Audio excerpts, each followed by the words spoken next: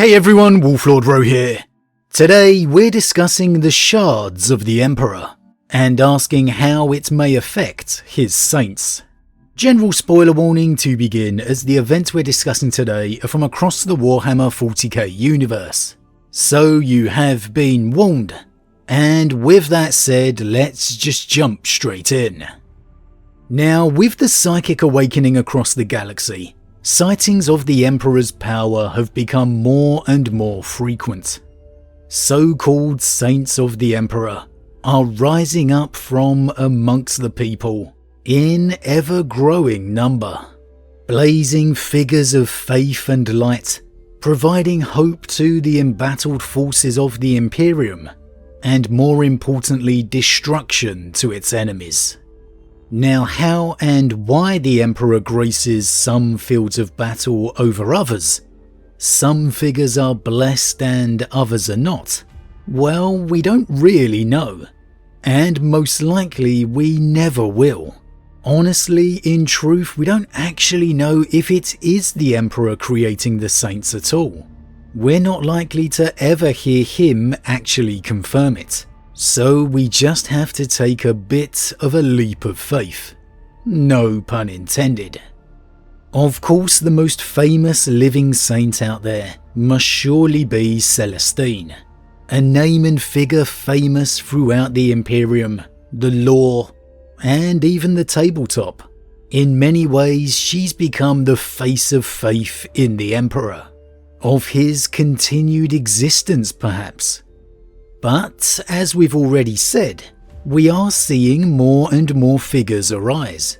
From the Dark Imperium trilogy, we saw the Saint of Tyros, a young girl seemingly possessed by the Emperor's power, who saved Guilliman himself from Mortarion and the forces of Nurgle, who, when witnessed by the custodian tribune Colquhoun, left his mouth falling open and uttering only "my lord," seemingly proving it must have been the power of the Emperor.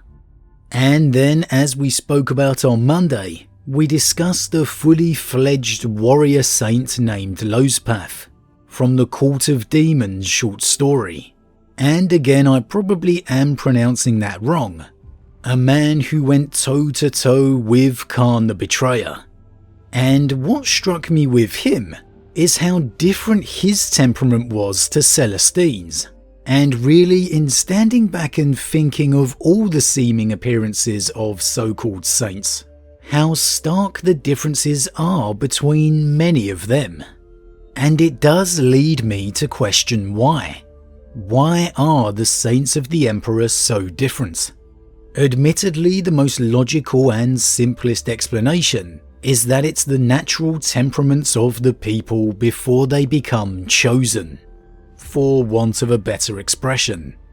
However, it does feel like there could be more behind it, particularly with some of the selections of people being very uncharacteristic for the Emperor we knew, such as with the Saint of Tyros.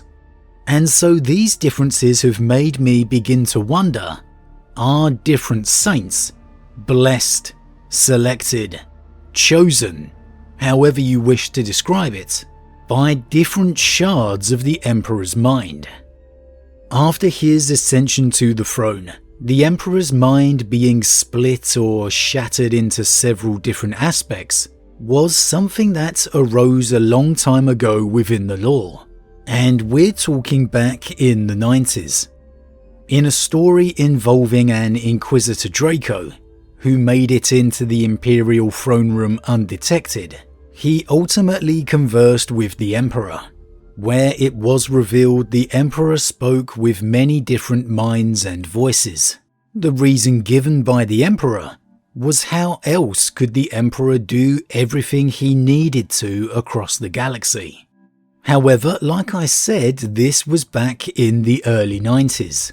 And then as the years passed, the setting evolved and this kind of faded into history, with the question of the Emperor even being alive anymore really taking precedence. However then, finally, after all those decades of speculation, we saw the Emperor speak again. We received our confirmation that the Emperor did indeed still live. Within Dark Imperium Godblight, we witnessed the memory of Guilliman's reunion within the throne room. And here, it appeared the Emperor's mind could well be shattered or separated after all.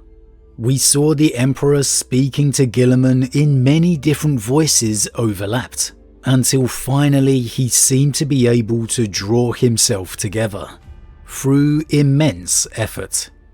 Able finally to converse with Guilliman briefly, in all the voices as one. So, if the Emperor's mind is indeed shattered or separated into several different aspects as it appears, is it possible that maybe these stark differences we see within his so-called saints is because they are created by those different aspects of him individually? Assuming the older lore with Inquisitor Draco has some merit again, or simply using that as an example, the various aspects of the Emperor's minds could be scattered across the galaxy at any one moment. For example, one portion must surely be dedicated to guiding the Astronomicon, another still permanently holding the Webway portal closed, whereas another would then give Celestine her visions, her instructions if you will, wherever she may be, on some far-flung battlefield across the galaxy.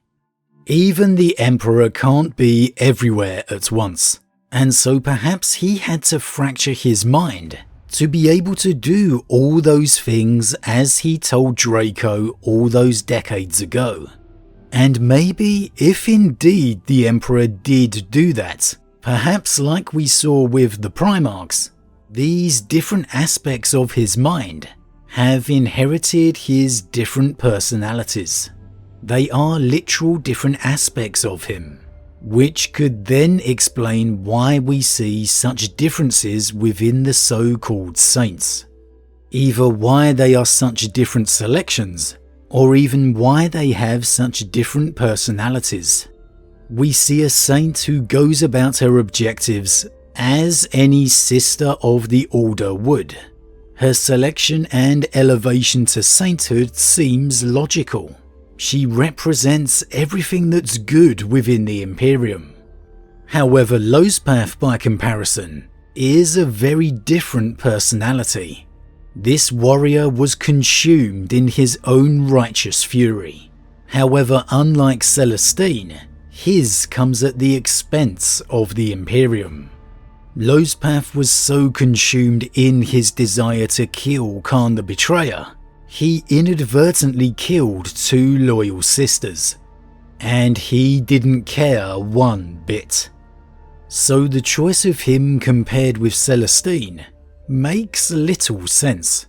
An entirely different kind of person. And the Saint of Tyros again, even more so. At least Celestine and Lospath were warriors. The Saint of Tyros was nothing but a child. Which would surely mean if they are chosen by the Emperor somehow, then her selection was surely one without any form of compassion. That it was maybe selected with a very different reasoning to the mind that selected Celestine or even Lospath. It's an interesting dynamic to consider, that different aspects of the Emperor are likely to act in different ways. Of course they're all unified, the same person, but perhaps simply could have a different part of his personality, his logic, or even his emotions, which could be backed up by Guilliman hearing each voice describe him in a different way during that reunion within the throne room. Everything from sun, to tall, to thing, to disappointment.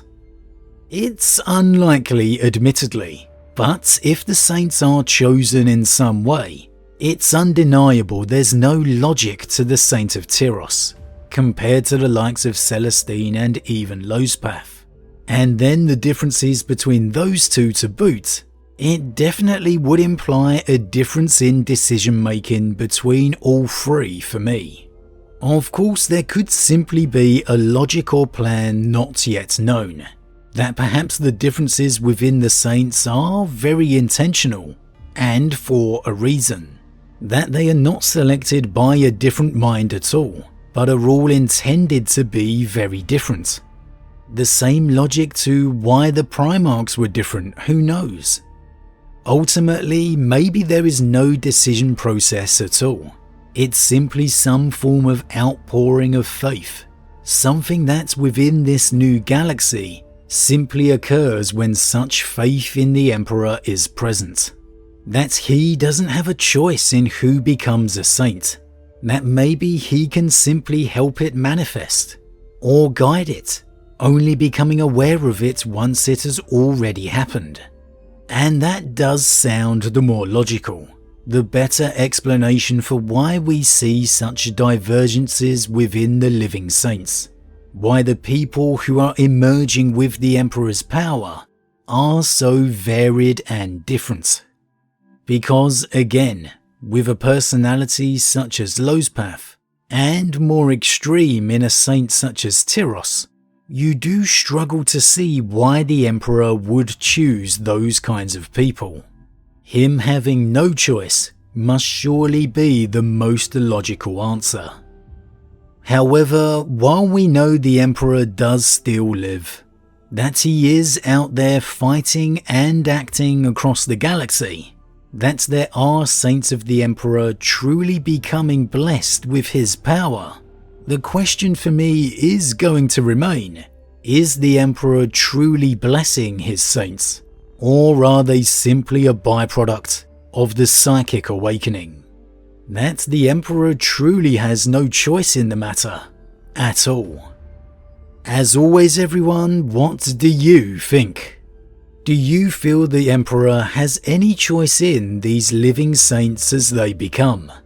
If so, are the differences between the people we see an intentional choice by the Emperor, or simply as a result of the many fractured minds he has become?